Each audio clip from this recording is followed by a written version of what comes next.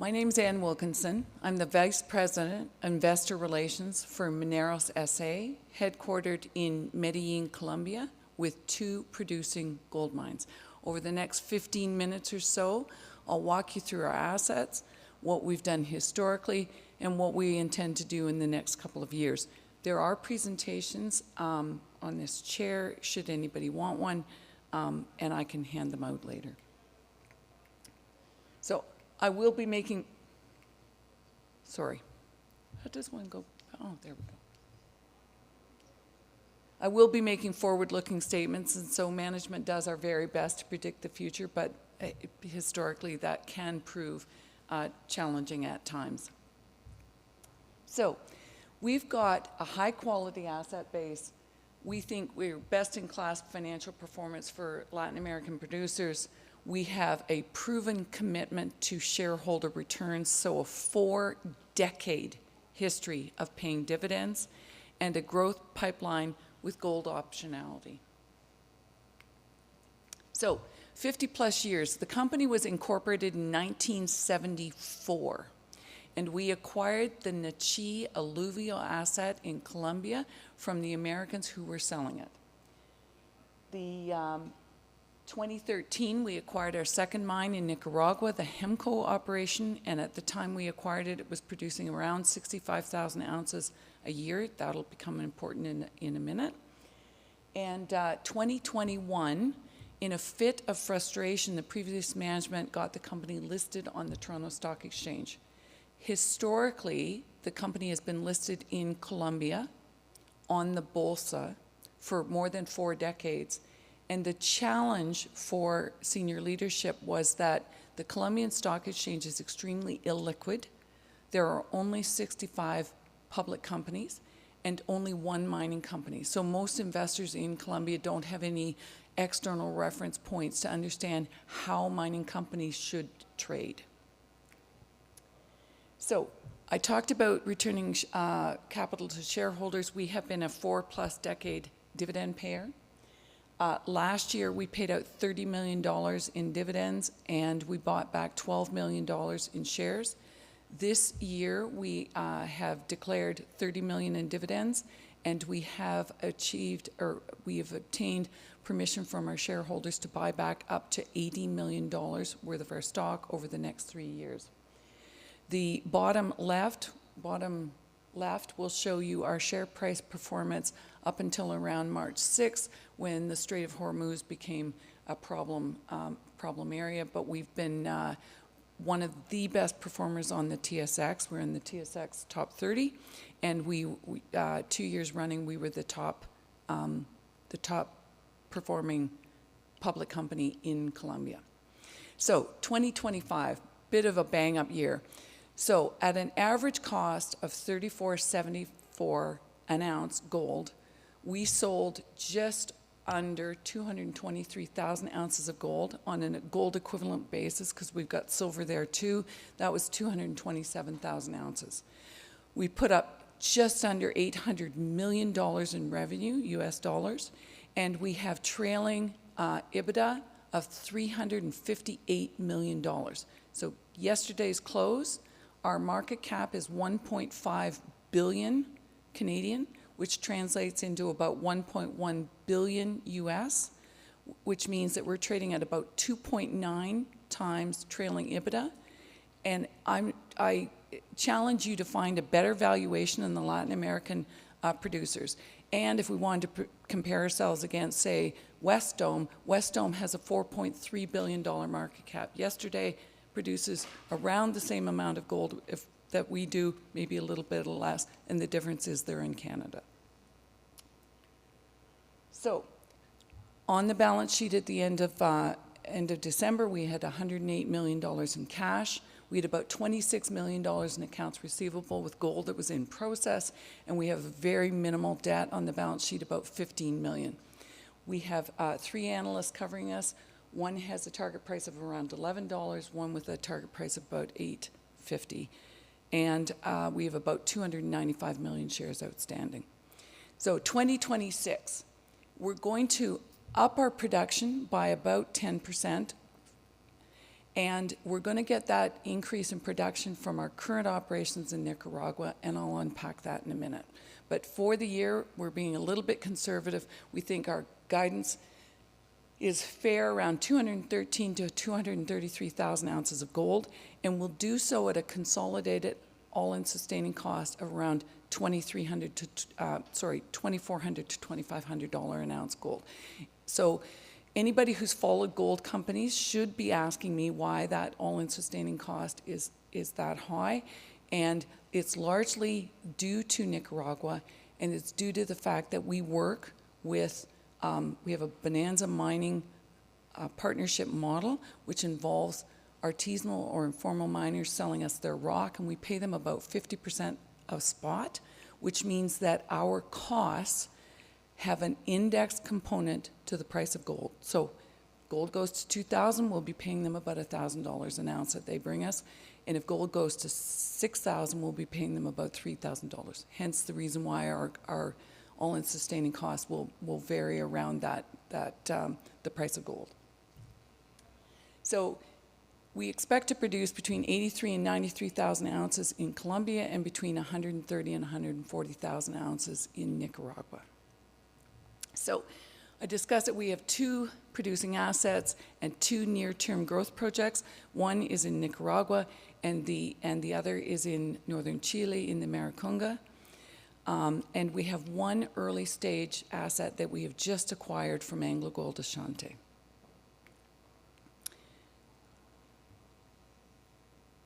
So guidance for all-in sustaining costs for Nicaragua for 2026 should be, for our operation, should be around $2,000 to $2,100 an ounce, and that will be based on the price of gold. And then in Colombia, it'll be between $1,820 and $1,920 an ounce, we hope. The challenge that we have is the US dollar's kind of wobbling all around. A lot of our costs are in Colombian pesos, and the peso has been unusually strong, so it has been affecting our cost. So let's start in Nicaragua. So Nicaragua was acquired in 2013, and at that time we were producing around 65,000 ounces of gold.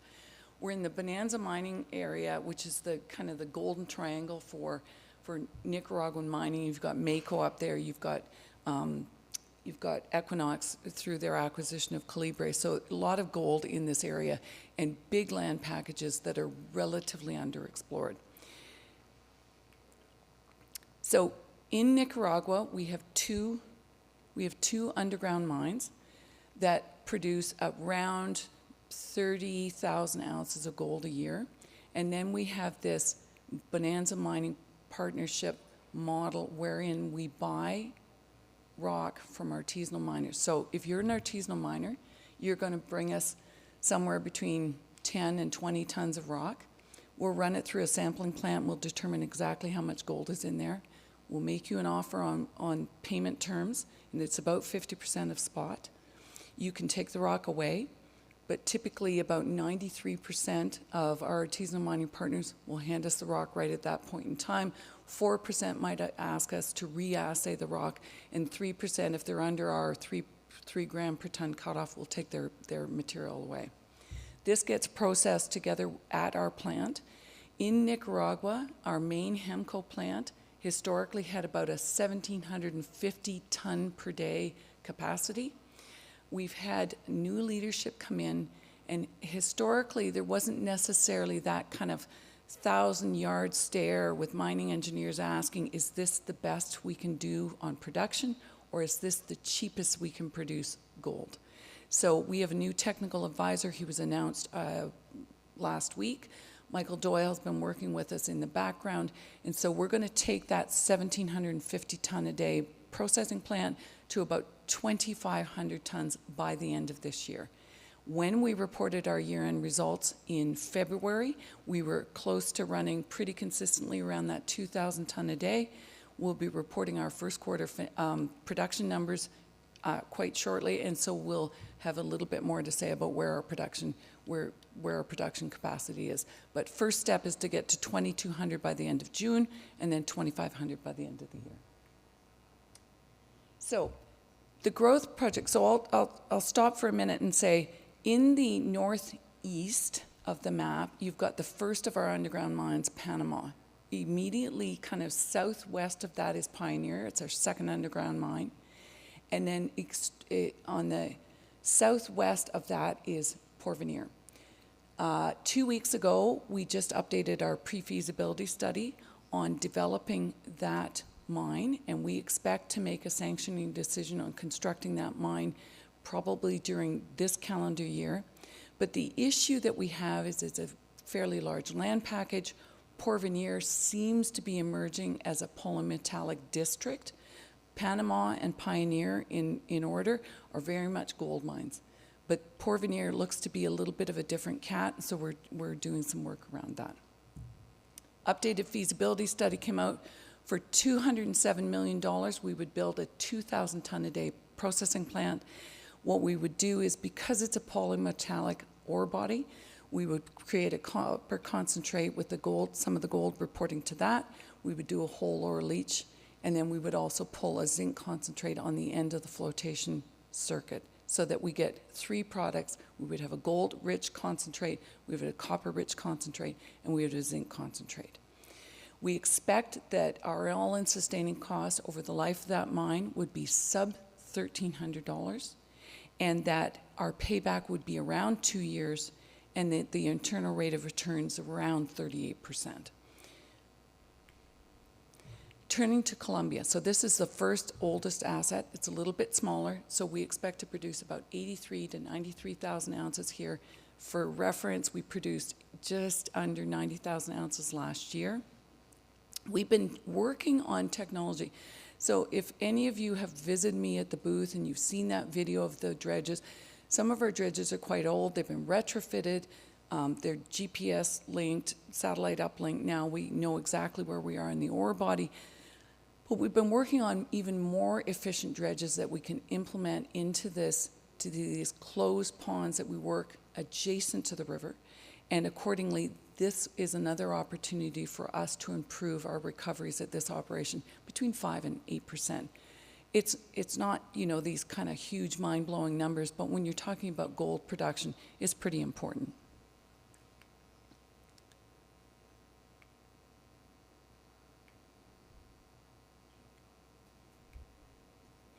So I talked about the closed ponds. So we create a closed pond.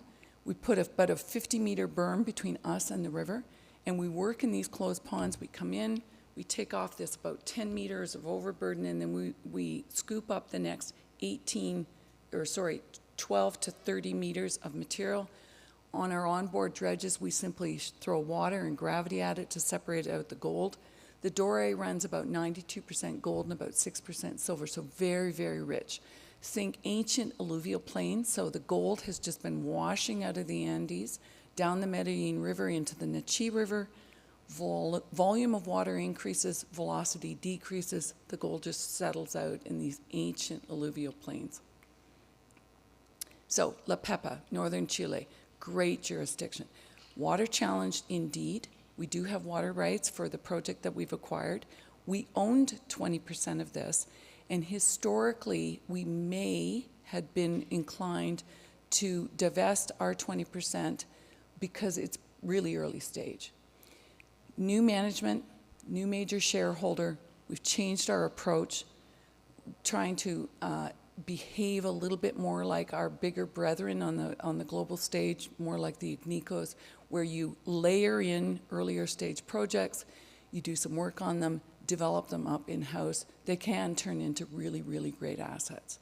La Pepa is 2.2 million ounces in the measured and indicated category. It's got an oxide cap to it. We need to discern more about what's going on in this asset. We know most of what we know about in the northern half of this land package, and we intend to do about 7,000 meters of drilling to discern what's going on in the southern part of the project. So our latest acquisition, and it really was a very recent acquisition, we're closing hopefully this month. AngloGold Ashanti had an asset near Tolima in Colombia. And they had acquired this asset a considerable length of time ago, and they had done a lot of drilling and then kind of surprised the local community with the fact that they had 23 million ounces of gold in the indicated category, and that they were going to develop a million ounce per year project. Million ounces per year at a grade that's sub 1 gram per ton is a pretty big project. And the local community said, ¿Qué pasó? Creo que no. What just happened? I don't think so. So AngloGold was unable to advance the project, and at some point in time have just put up their hands and said, we got to be out of here. So we bought it for $10 million, which is a bit less than 50 cents an ounce of gold in the ground. This is a project that's going to be a labor of love. It's going to be something that we take our time with. The local community, we just need to turn the temperature down and start to do a lot more listening to figure out what might be possible with the local community. So this is a fantastic optionality on gold. You're not going to see this in production unless something magical happens. You're not going to see this in production very soon, but it is something that we really, really like, the optionality on the gold. So here's our path from last year's 222,000 ounces of gold to the 300,000 ounces of gold that we're aiming for.